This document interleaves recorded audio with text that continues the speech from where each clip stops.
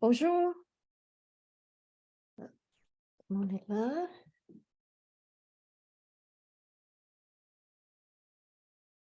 Il fait très beau, hein, aujourd'hui. C'est comme le printemps. Je suis sortie pour prendre une petite marche. C'est très, très beau. Qui sont là?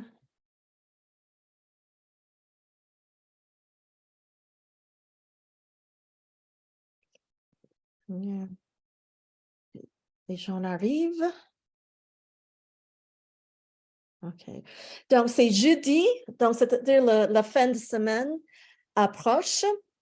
Bientôt. Pour commencer, j'aimerais vous poser une question à propos des pauses, de prendre une pause. Une manière, OK. J'ai trouvé quelque chose ici.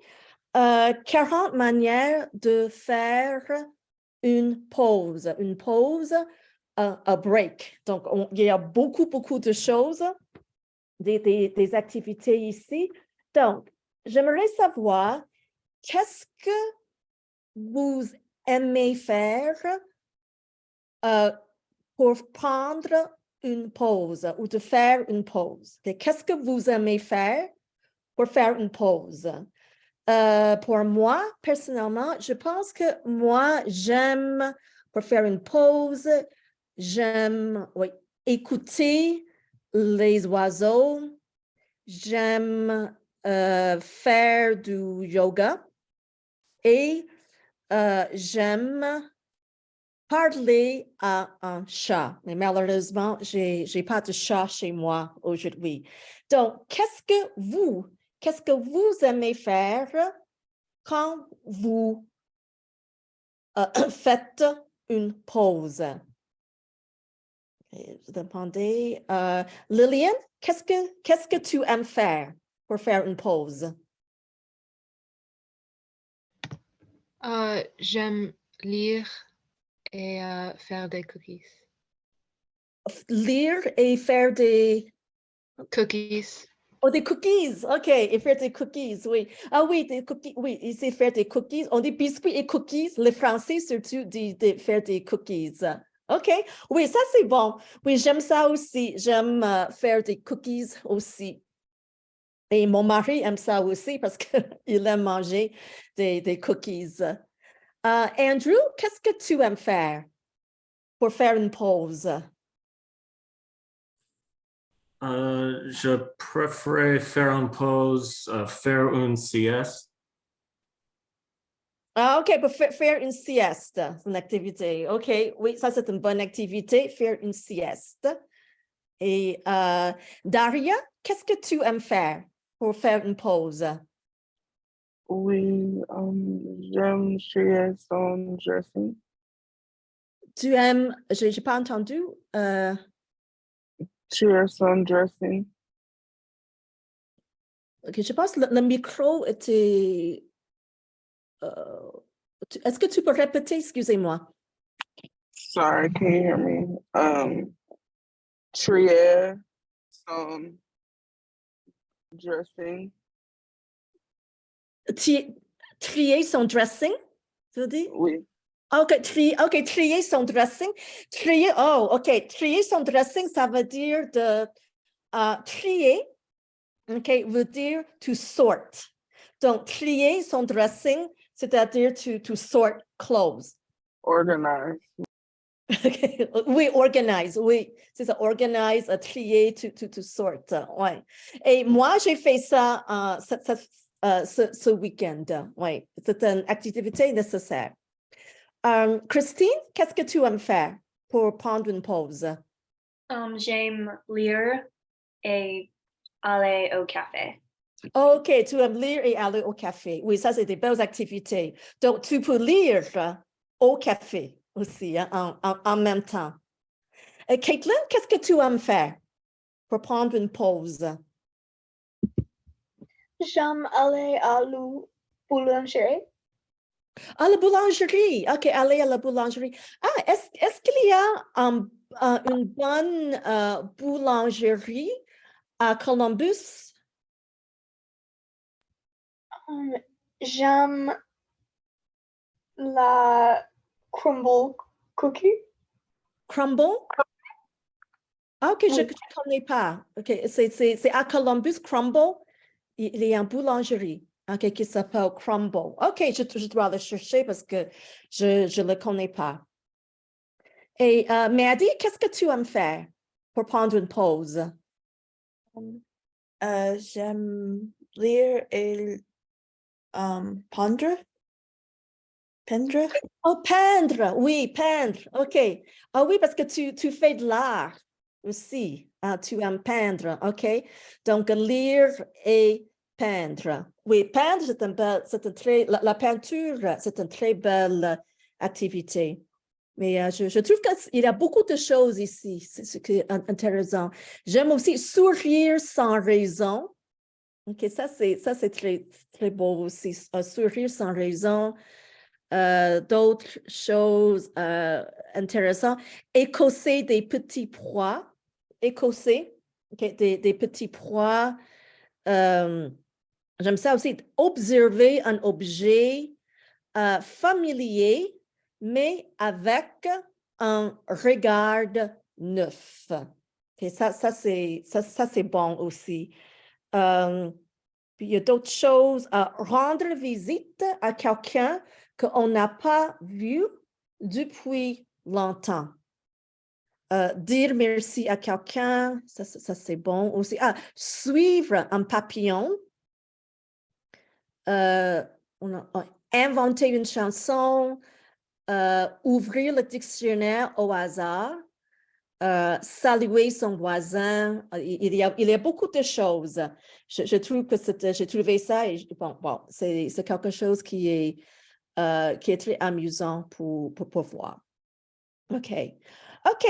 Donc, aujourd'hui, on va juste avoir la première partie. Il y a des cours, on va parler du roman de Kim Thuy.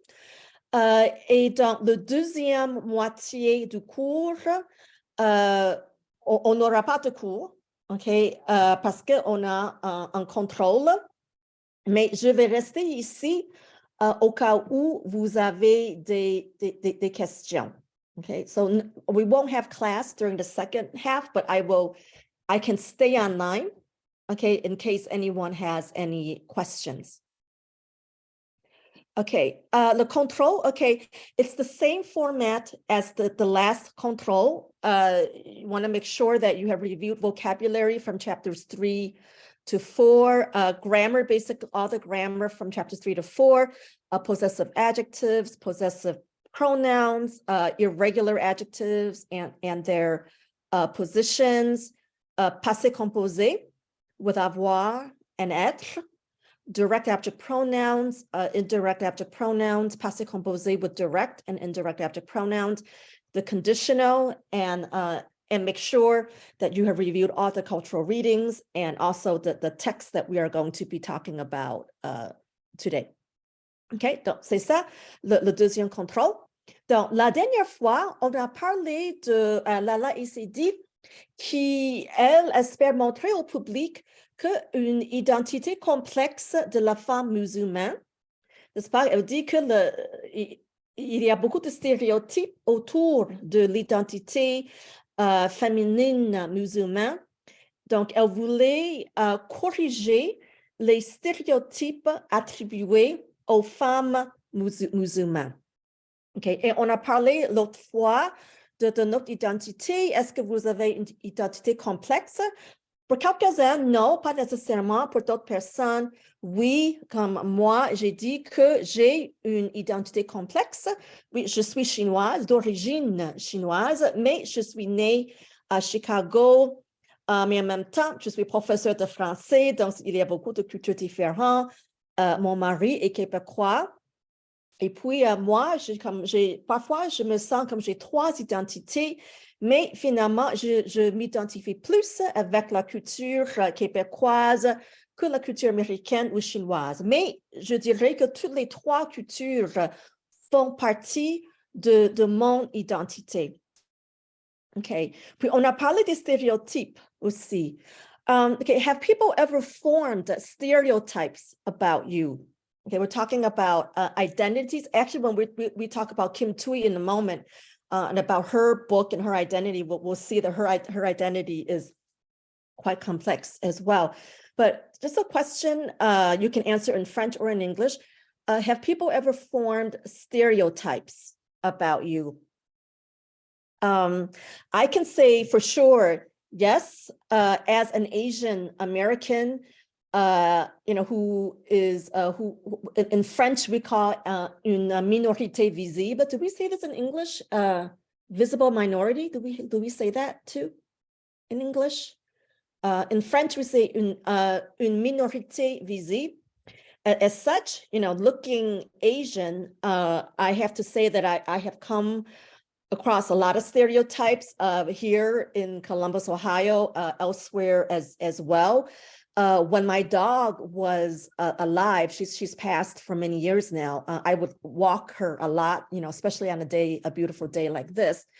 And I would get people, of course, if you have a dog, Maddie, you have a dog, okay, you go out walking with a dog, right? And then people talk to you, right? because you have a dog, and very nice people. But I do get, stereotypical questions such as, where are you from? And, I am from, my answer would always be, I'm from Chicago. And then almost, instantly, the second question that will come is, no, I mean, where are you really from? I'm like, well, I'm born in Chicago, so that's where I'm from. Or there'll be questions, or just, or some stereotypes or assumptions, I should say.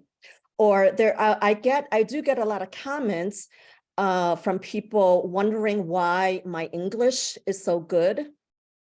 I get that often. Then I have to explain, well, yes, well, English is actually my native language because I am born in Chicago. So I get these are some examples of common stereotypes that I get, and I know that people don't mean any harm.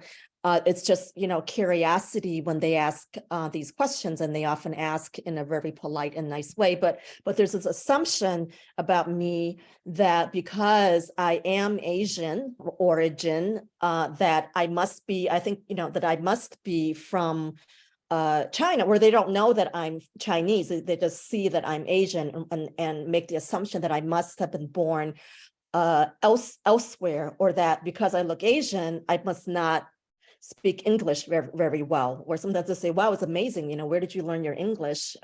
So those things, those are my examples. And I just present these as examples, and also emphasizing at the same time that I know people don't mean any harm when they say these things. So do other people have examples? When I was in the military, I would have, people have stereotypes about me. They assume, like some people assume that everyone in the military is like an alcoholic or have anger issues, things like that, or stupid or whatever, for not going to college. I spent a month in Canada, 2 weeks in Toronto, 2 weeks in Quebec City, and we would be walking around in uniform there. And actually, I can't even count the number of people that yelled at, or like came up to us and yelled at us and called us like baby killers and everything. This was at the height of the Iraq War. Okay. Yeah, there's a lot of stuff like that was going on. Yeah. Well, that's actually very, I mean, those are aggressive. Those are aggressive comments, and also pretty verbally abusive comments. Yeah, that's very unfortunate. But you're right, that is, people in the military, people do make assumptions, and hopefully that is changing. Well, there was a context too. You mentioned the war at the time, but not that that's an excuse. But that is those are, that's an unfortunate example. Yeah. Are there other examples?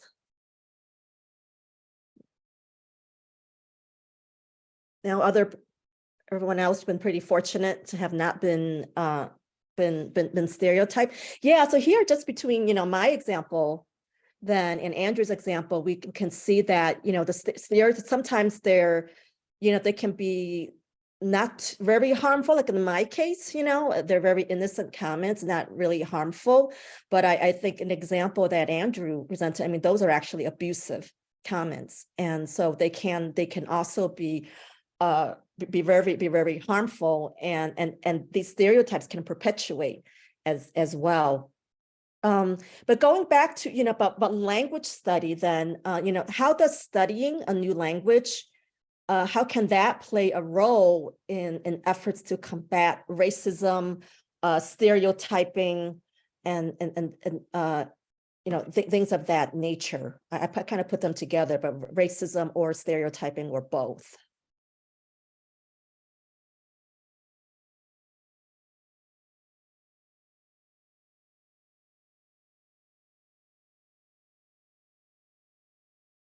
Do you think language learning helps in fighting, in plays some small role in combating racism and stereotypes?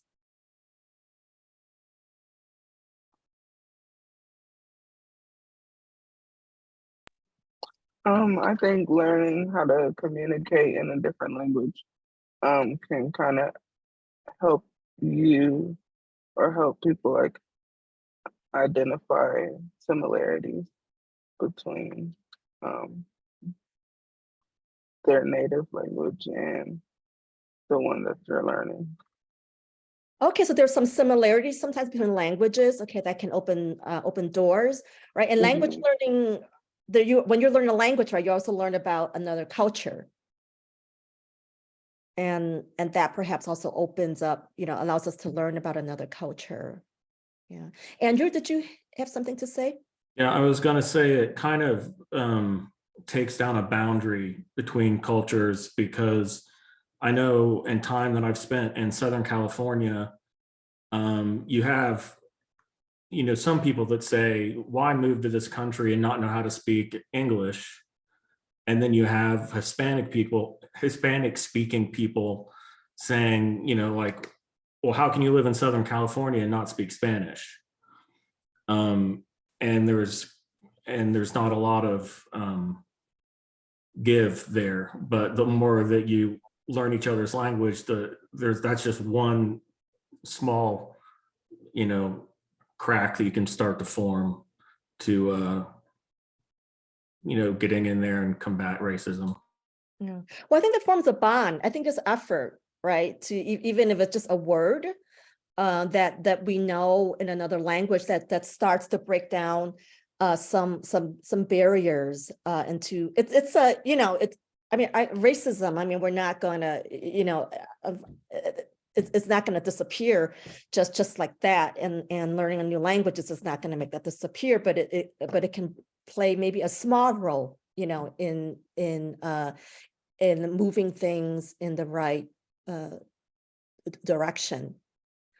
When we learn languages, of course, we know about other cultures, and there are things that we might have thought, were true, turned out to be stereotypes. As we get to know that culture and the people in the culture, we can see maybe individual differences and kind of see, well, things aren't exactly quite like that, or there are people who don't behave exactly like that, or this is just a generalization. So I think it's just it opens the door. I mean, clearly there's a lot of progress to be made, but I think it's puts things in the right direction. And I think in your conversations with your partners, conversations Unbound, I mean, and I've seen some of the things that you have written about your interactions with your tutors in Conversations Unbound, and one of the common things that I've been reading is that many of you are saying that despite the distance and not speaking the language perfectly, you're discovering that there are still a lot of commonalities, right? And I think those moments are very precious. Okay. Donc, une question. Okay, this is a question that might be helpful for you soon. Lala et Seydi, OK, l'art de Seydi est inspiré de quel mouvement artistique?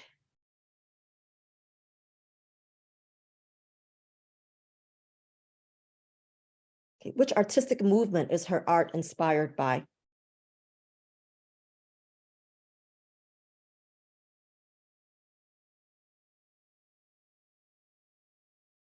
Est-ce que vous vous souvenez? Elle prend, n'est-ce pas, des tableaux originaux.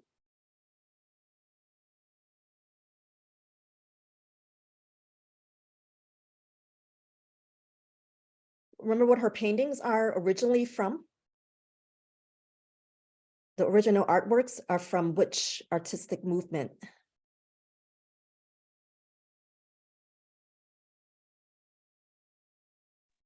Wasn't it like Chinese photographs or Close. portraits? It's these are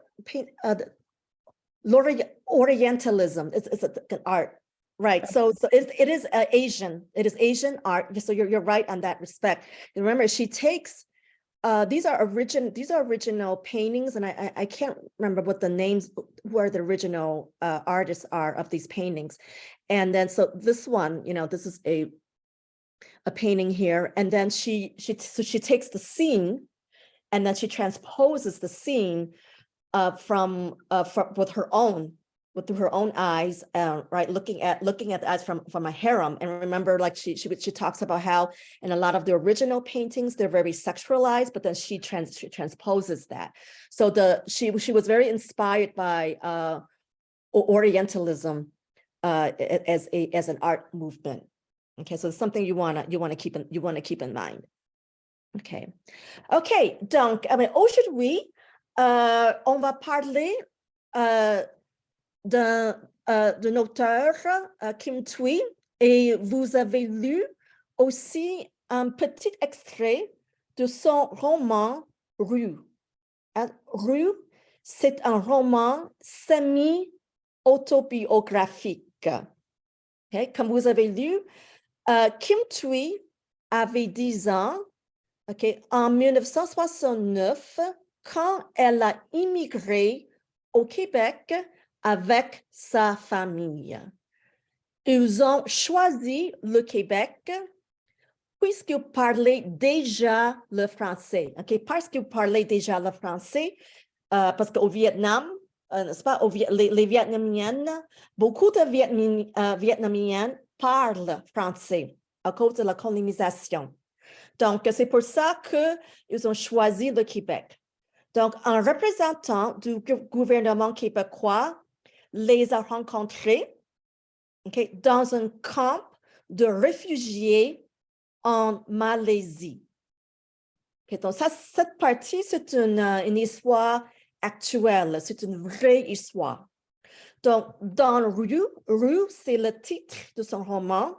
Kim Thuy raconte des moments personnels importants, tels que sa naissance au Vietnam pendant la guerre, la fuite avec les boat people, son arrivée au Québec et sa vie avec sa famille. OK, ça, c'est des choses dont elle parle dans le roman Rue. OK, donc c'est son Rue était son premier roman, mais c'est un roman qui est devenu très populaire. Le roman est traduit dans beaucoup de langues différentes, traduit en anglais, traduit en italien, en coréen, en allemand, en espagnol, je ne sais pas, beaucoup de langues différentes.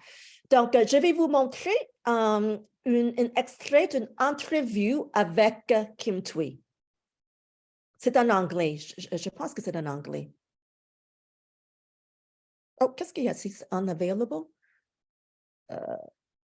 Excusez-moi. Bonjour à tous, bienvenue sur ma chaîne French Possum. Non, c'est pas le bon vidéo. Excusez-moi.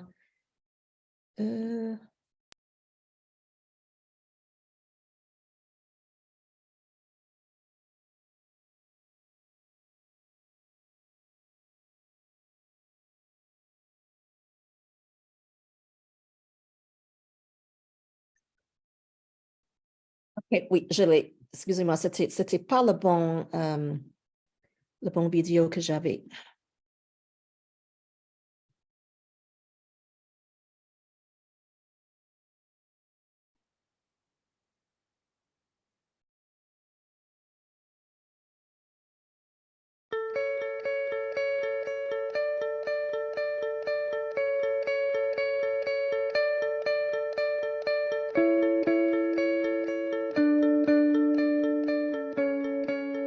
I like to think that Rue is not about me, because if the book was only about me, it would have lasted maybe 3 pages and we'll be done with me. I like to believe that I talked about the life of many boat people, maybe not most of them, but some of the boat people who arrived here at the same time or under the same circumstances than us, than my family. Because we were very lucky. We were in a camp for a very short period. We were there only for 4 months, and our boat trip lasted also only for 4 days, whereas other many boats lasted for weeks, and they had to go through running out of water, running out of food, whereas we were still fine after 4 days, and we arrived in Malaysia with no major problems, major events, I would say. There was no raping, no stealing, so we were very lucky. And but most of the boat people who tried to cross the ocean didn't have the same luck. We didn't know much about Quebec. No, we didn't know at all about Quebec. We knew a little bit about Canada, and the most stunning image, I would say, was we arrived at the airport, and there was no everywhere around us. It was totally white, and when you think about it, I was born in a country at war, and then after that we lived a couple of years in a country in chaos, in transition, and then we moved to a refugee camp where the color is basically dirt. We had not seen the color white for so long, and to me it was just so pure. Even today, I would say that every first snowfall, I would feel like there's something renewed, or being renewed, or a rebirth. And to me, that moment was my second birth, arriving in Canada, and to see that purity and virginity almost. So I never thought that Hu would be read by anybody except me, and not even my family, because they know the story. They've lived through the same period. And certainly not the Vietnamese, because they also had the same story. And so I thought maybe some of my friends, for being kind. So I never thought that Hu could find itself in so many different countries today. And I had the chance to go to meet with these readers from abroad, and it's every single time it's so amazing, because they each country would read Hu from a different angle. For example, Romania, they really talked about the communist page, the same history page that we had in common. And I remember one journalist saying that he remembers very well how his mother heated tea on top of a candle, because they didn't have any electricity. It was really cold. They had to go around the house in a winter coat, but then they had this teapot just on top of a candle. And in Vietnam, we made coffee out of burned bread or burned rice. So there were so many similarities, and that was Romania. And in France, it was totally something else. It was about the structure of the text and how it was being written. So it's such a blessing. I don't know how come this book could be read by so many different readers and in so many different ways. I think Ru basically is a book with keywords. I just say apple, and then each reader would see a different apple, and they think that I had drawn that apple for them, but I think it's really the reader who has given the third dimension to the book.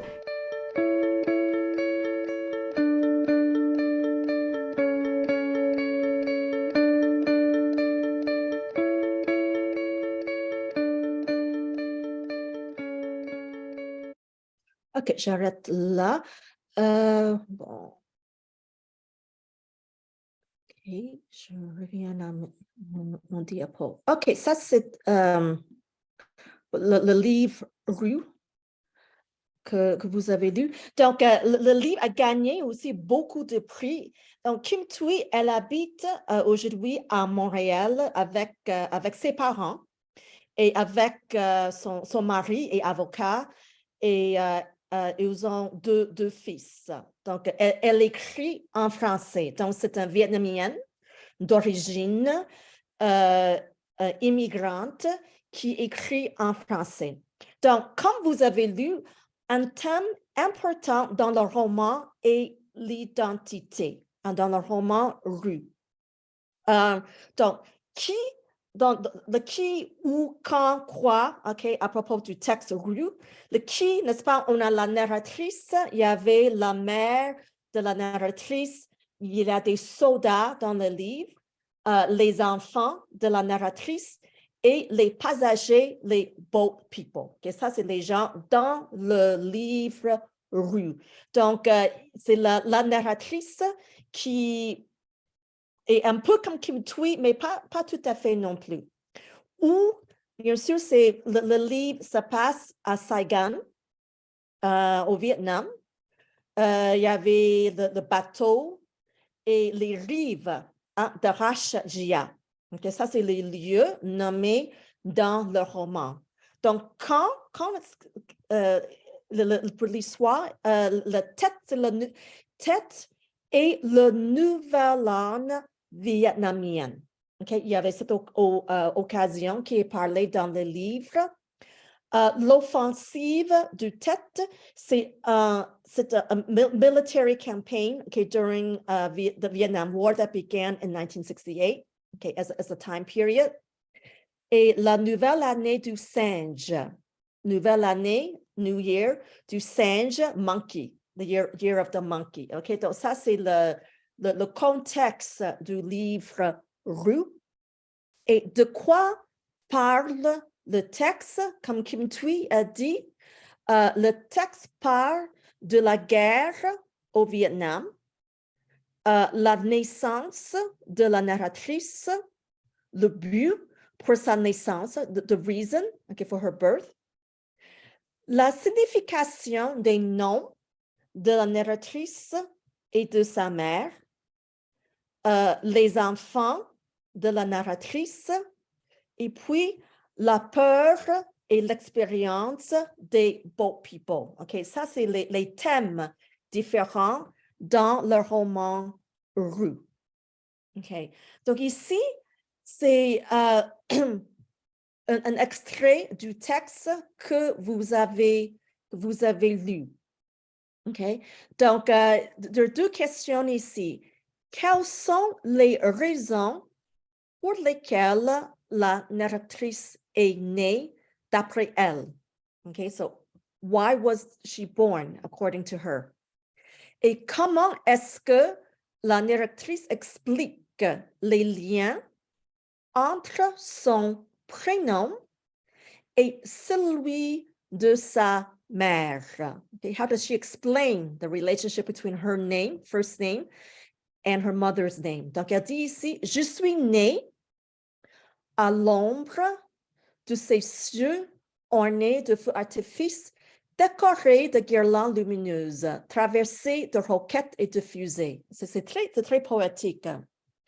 Ma naissance, elle dit, a eu pour mission de remplacer les vies perdues.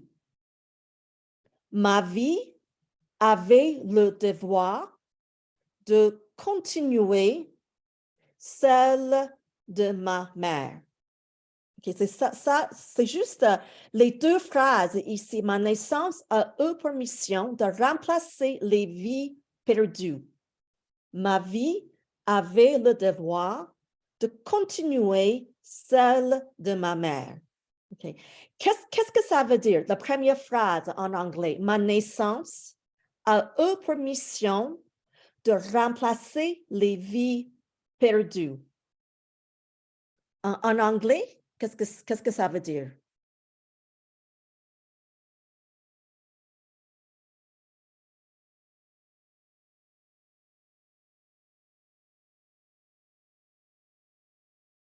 Essayez. C'est quoi en anglais?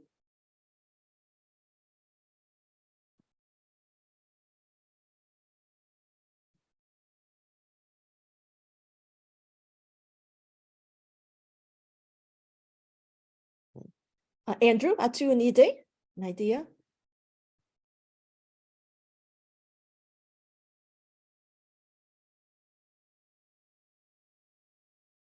C'est quoi? Ma naissance, c'est quoi?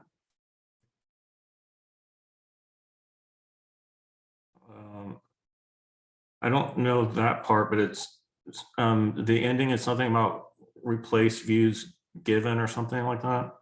Replacing, okay, no, V is life. Life. Okay.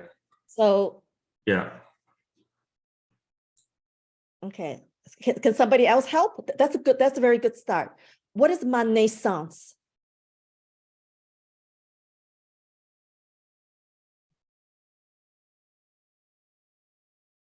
My birth.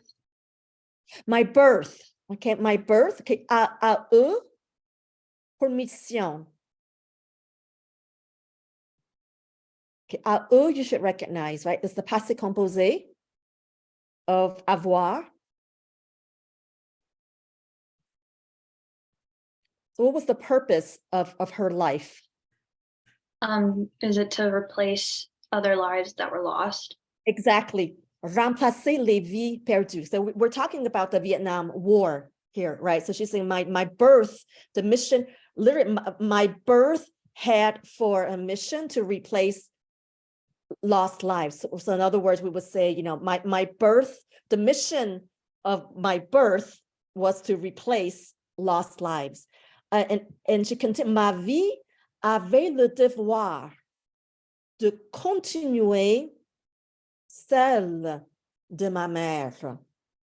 Okay, what does this say? More or less the gist of it in English. So the purpose of her, it continues about the purpose of her life.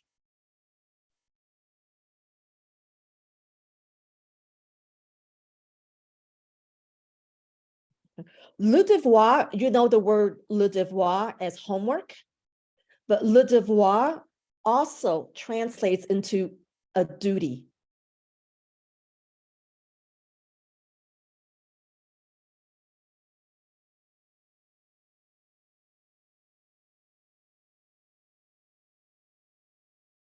So what do you think the second part of this says, means?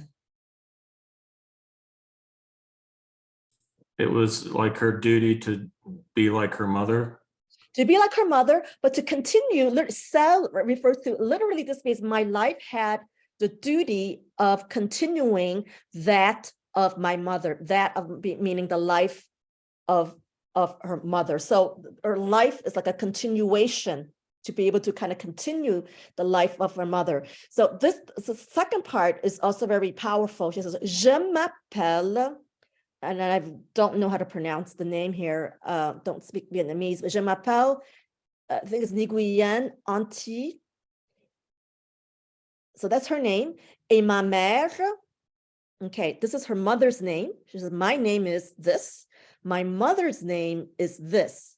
And she says, mon nom est une simple variation du sien, puisque seul un point sous le i me différencie d'elle, me distingue d'elle, me dissocie d'elle. Okay, so what does this mean? Mon nom est une, just this part, mon nom est une simple variation du sien. Okay, this part you should be able to try to get. Mon nom est une simple variation du sien. My name is a simple variation of hers. Of her, exactly, right? Du sien, hers, right? This is a grammar point that you will need to keep in mind for the control that you're gonna take.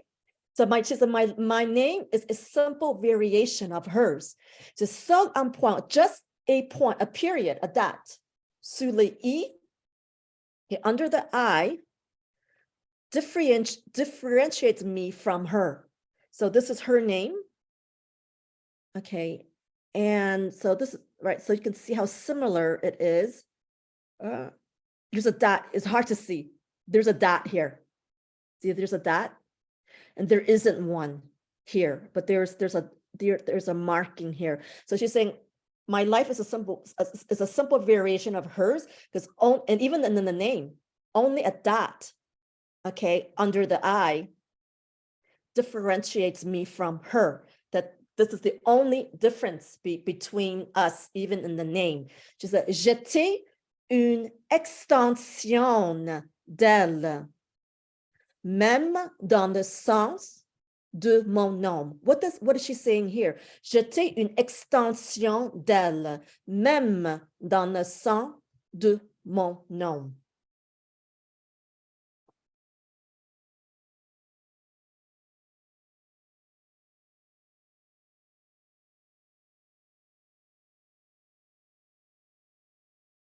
J'étais une extension d'elle.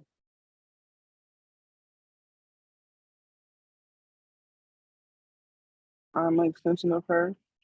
Right, I'm an extension, or in this case, I was, j'étais an extension of her, même dans le sens de mon nom. The sens is the meaning. Okay, so what does même mean?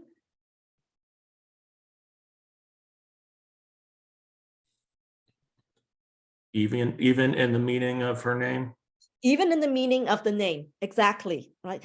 En vietnamien, le sien veut dire environnement paisible, et le mien, intérieur paisible. So they're saying even in the meaning of the name. So le sien veut dire, so hers means a peaceful environment. Et le mien, what does le mien mean? Le mien is mine. Okay, intérieur paisible. Okay, so interior, peaceful interior. Okay, donc par ces noms presque interchangeables, ma mère confirmait que j'étais une suite d'elle, que je continuerai son histoire. Okay, so by these names almost interchangeable, okay, ma mère confirmait que j'étais une suite. Une suite, a sequel or a second part. Yeah, a suite is like a sequel d'elle. Que je continuerai son histoire. That I would, remember the conditional, que je continuerai, okay, son histoire. Okay, donc ça, c'est un très beau texte ici. Donc, okay, en quoi est-ce que la narratrice s'identifie et ne s'identifie pas avec ses deux fils? So in what does the narratrice, the narrator, identify herself or does not identify with her two sons? Donc, she says, grâce à l'exil, mes enfants n'ont jamais été des prolongements de moi, de mon histoire. Ils s'appellent Pascal et Henri et ne me ressemblent pas. Okay, so what does this mean? Grâce à l'exil.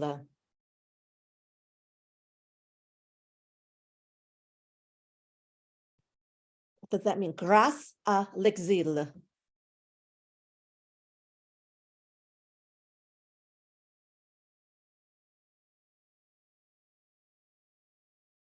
L'exil is what?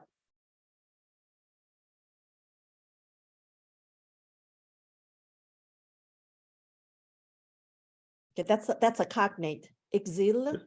Literally exile. Exile. So grâce à l'exil. So grâce à means thanks to. Grâce à, thanks to exile. Okay. Mes enfants n'ont jamais été des prolongements de moi. Okay. My children were never extensions of me. So unlike her mother, de mon histoire.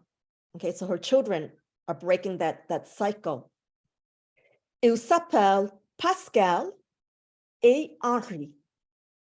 Et ne me ressemblent pas. So they don't resemble me. Ils ont les cheveux clairs, la peau blanche et les cils touffu. Touffu is very thick.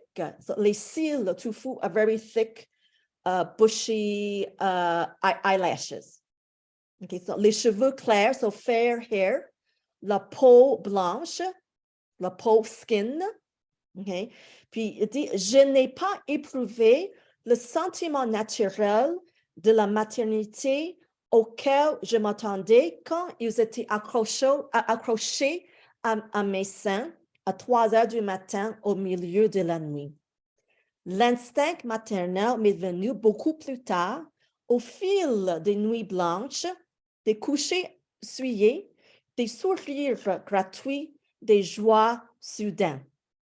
Okay, so what she's saying here is that she does not identify, or her children don't identify with her as she did with her mother. Okay, so we can presume here when she says that they have fair hair, white skin, thick eyelashes, that the father, most likely, right, of her children is not from Vietnam. Donc, donner un exemple qui montre la peur des passagers sur le bateau. Okay, of the fear. Okay, this is the passage where she really writes about the fear that the boat people experienced while they were taking their journey. Okay, quoi ici, seul en uniforme horizon bleu. Okay, la peur, the fear, la peur s'est transformée en un monstre à 100 visages qui nous sciait les jambes. Scier is to saw. Nous empêchait de ressentir l'engourdissement de nos muscles immobilisés. Nous étions figés dans la peur, figés, frozen dans la peur, pas la peur. Nous ne fermions plus les yeux quand le pipi du petit à la tête galeuse nous arrosait. Nous ne nous pensions plus le nez devant le vomi de nos voisins.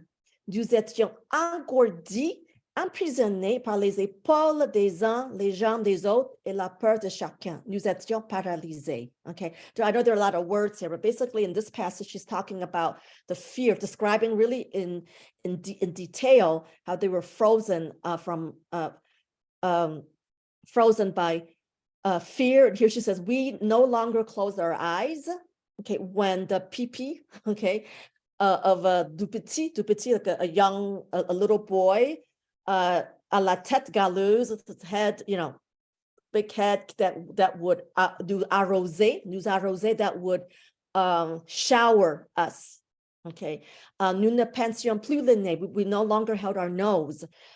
Devant le vomi de nos voisins, okay, in front of the vomit of our neighbors. Okay, so this is a really really vivid description of what they were living through there. Okay, et donc quelles sont des peurs auxquelles les immigrants doivent faire face quand ils quittent leur pays? Okay, so the question, quelles sont des peurs? Okay, what are the fears that immigrants face when they leave their country? Okay, ça c'est pas dans le texte, c'est une question plus ou moins ouverte.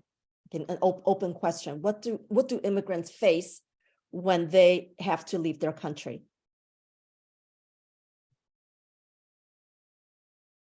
Even if you haven't experienced it, you can probably guess what are some of these challenges for immigrants.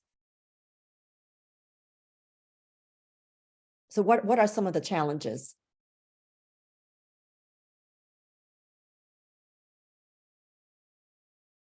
that immigrants face?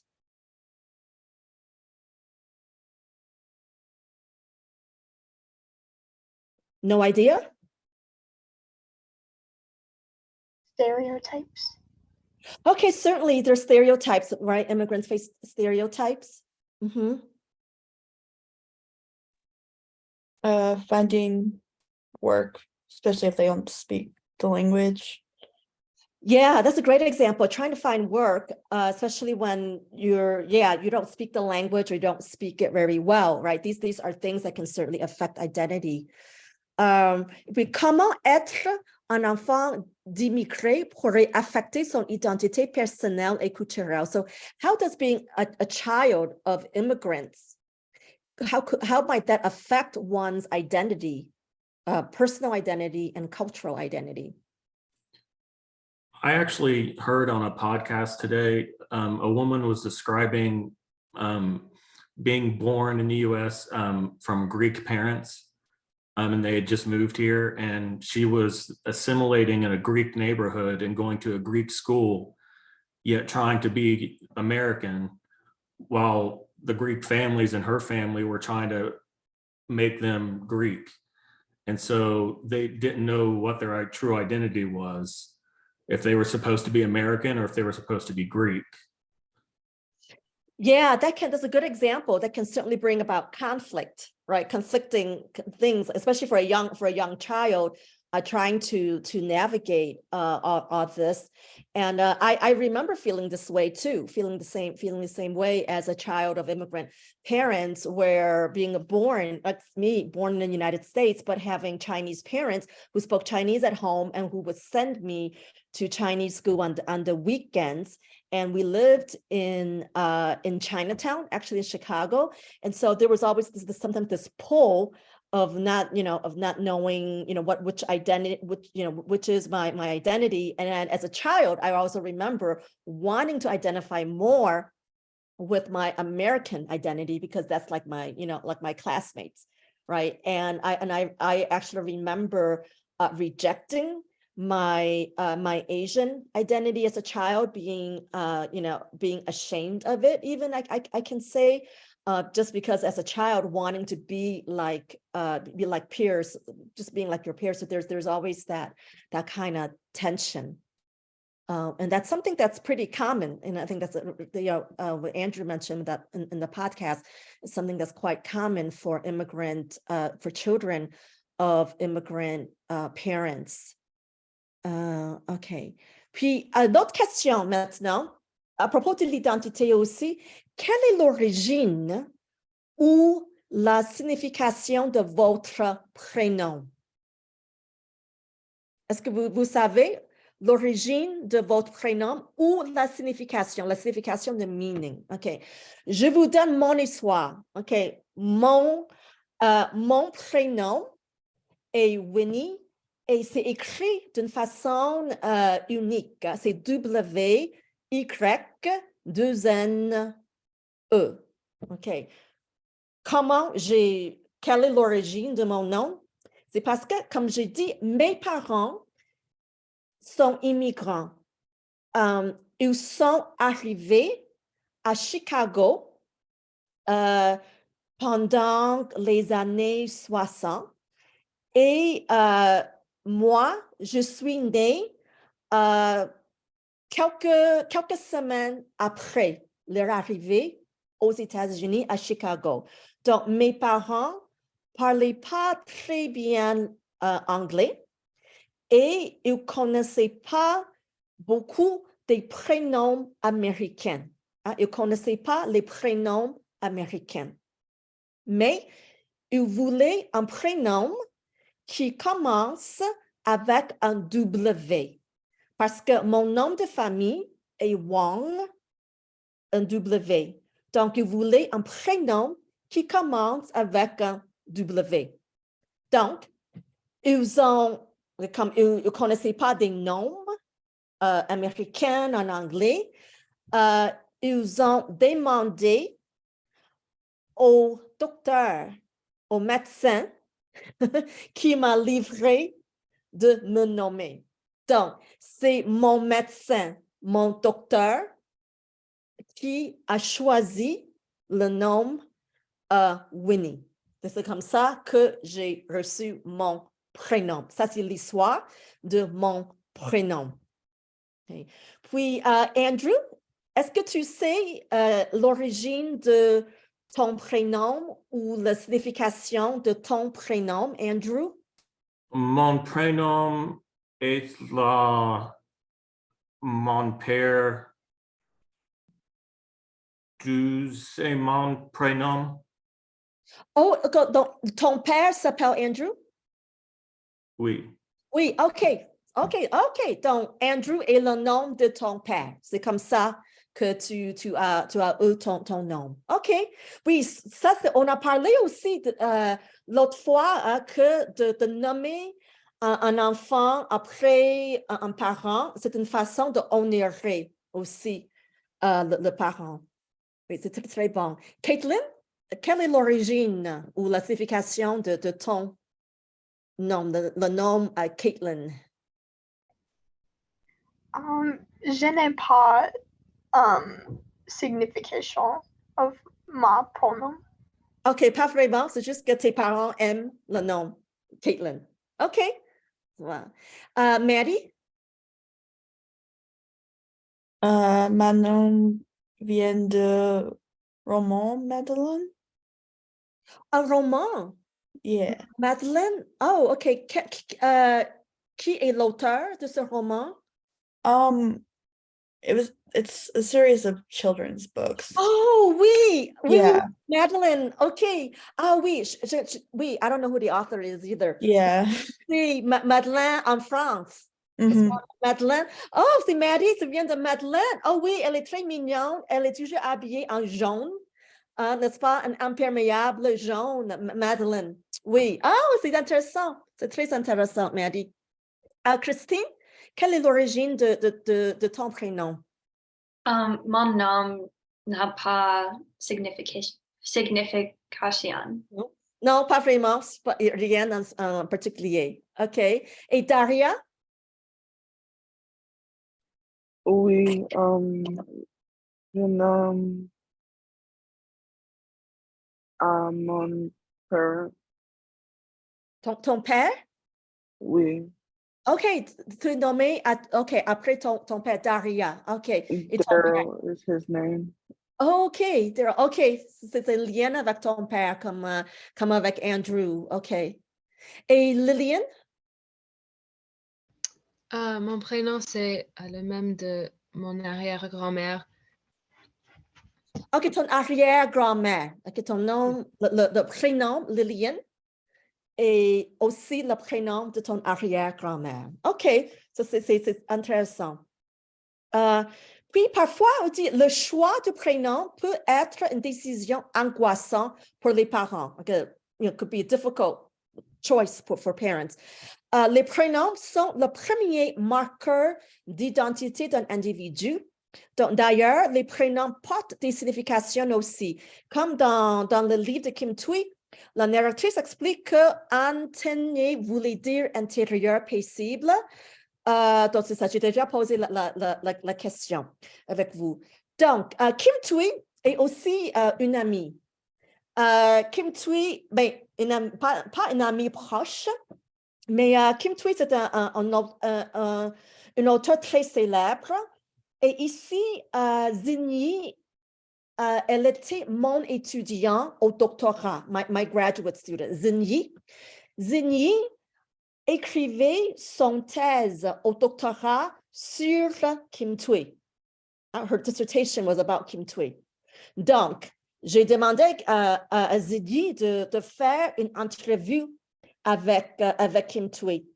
Donc, Zinyi, il y a un extrait d'une entrevue avec Kim Thuy et Kim Thuy explique l'origine des prénoms de ses deux fils. OK, donc je vous montre ce petit extrait ici.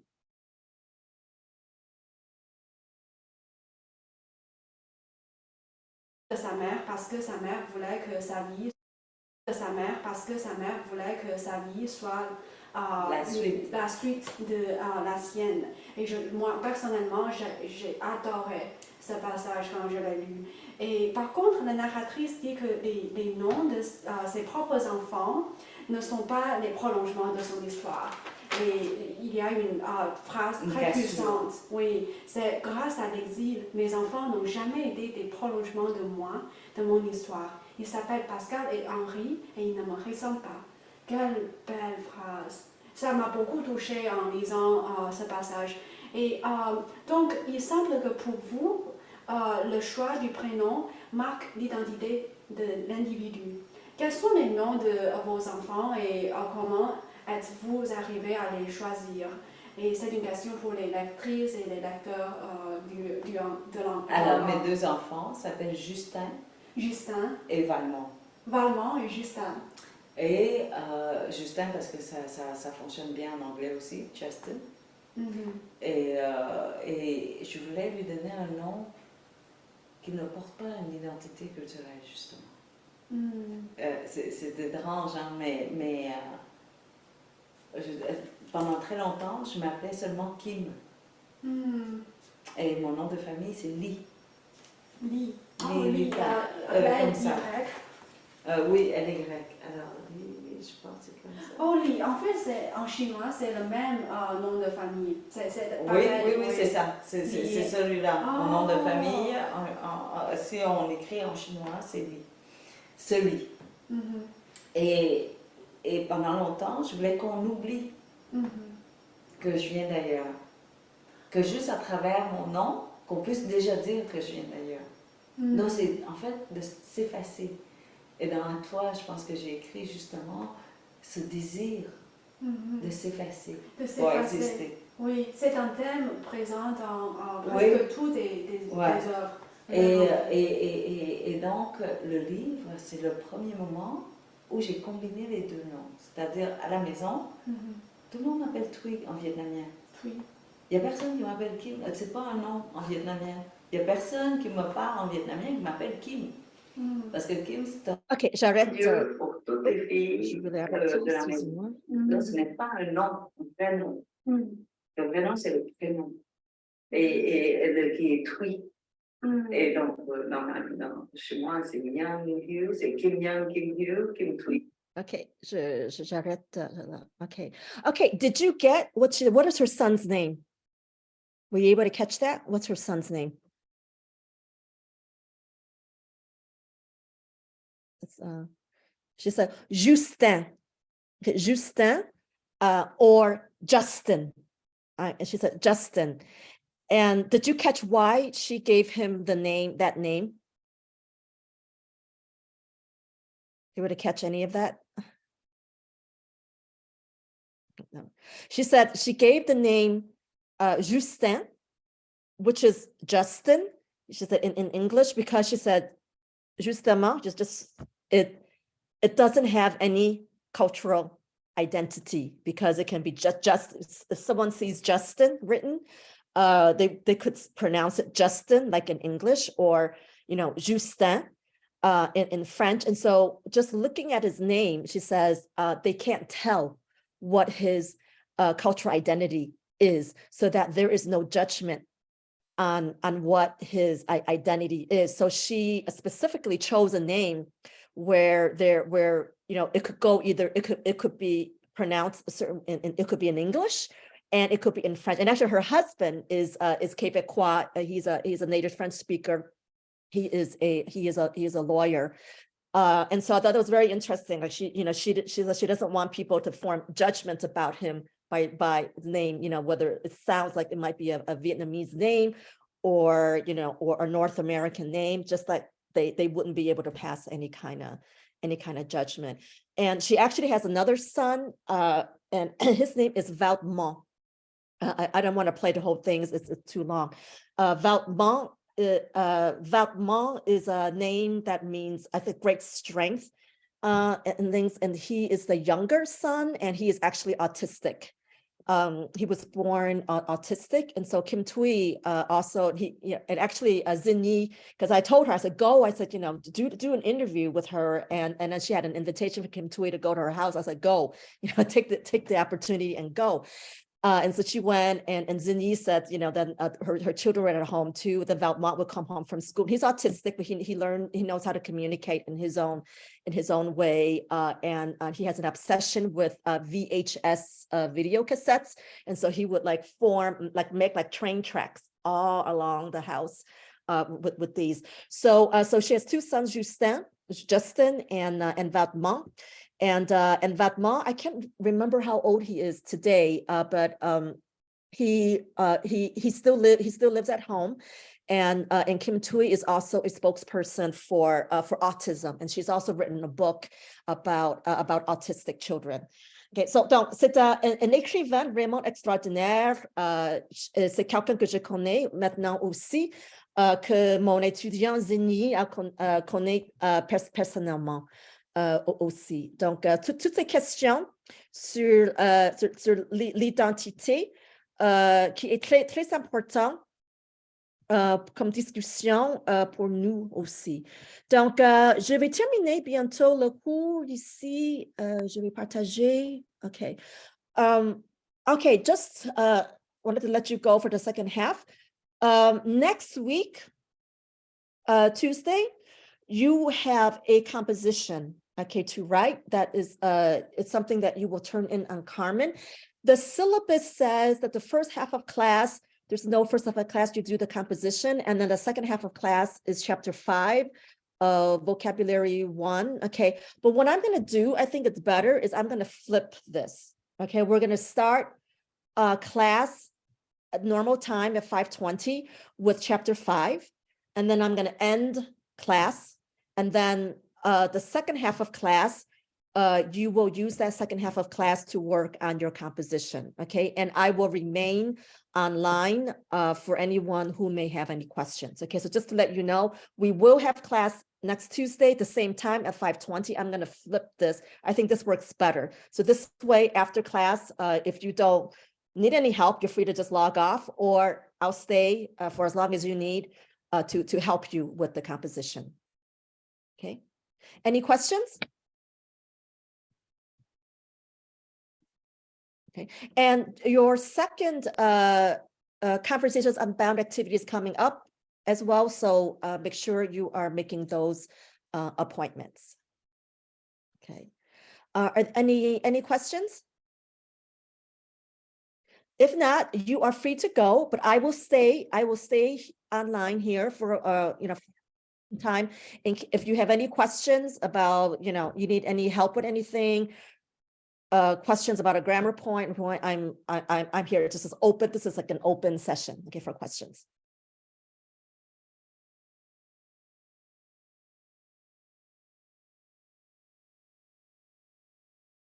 I was just kind of confused during the Jeopardy.